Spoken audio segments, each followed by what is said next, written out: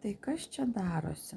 Žodžiu, mano telefono ryšys sako, kad aš nemokamai turiu bendrauti su jais. Yra telefonas 191, iš kurio aš galiu skambinti nemokamai. Ir sako, tos žinutės galima siūsti nemokamai. Bet kai aš siunčiu žinutę, kadangi aš esu dabar Europoje, išvykusi iš karališkos šalies, man rodo, kad va čia man dar bus papildomai tai kainuos. Tai kodėl taip yra daroma?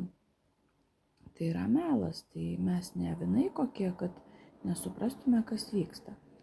Tai aš dabar turiu patvirtinti, kad aš sutinku ir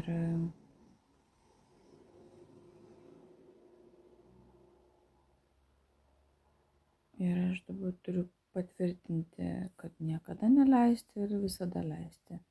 Kada neleisti, parašysiu taip. Ir tada vėl aš negaliu išsiųsti, aš turiu visada leisti. Nu čia ką jie žaidžia. Labai įdomu. Tai jeigu aš vėl noriu siųsti, čia yra pasibaigia mano visas dienos.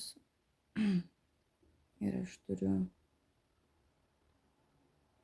siųsti vėl. Ir aš gerai dar kartą siunčiu. Resend. Gerai, settings.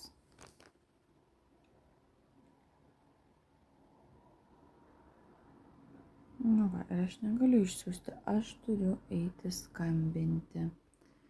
Ir negaliu. Nenoriu leisti, kad pastoviai. Dar kartą pabandysim.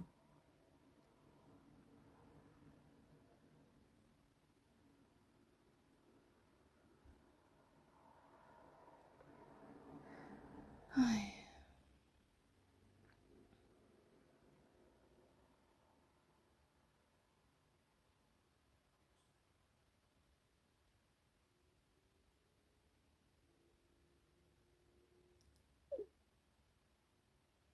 Ir vėl tas pats. Add the brand and then settings. Never allow.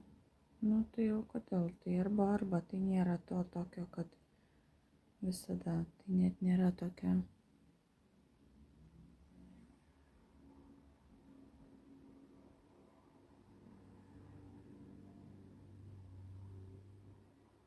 Tada bus galima premium žinutės siųsti. Tai va tokie dalykai vyksta. Žodžiu, man reikia eiti skambinti. Aš nenoriu leisti pastoviai, kad čia man lįstų į to mano telefoną.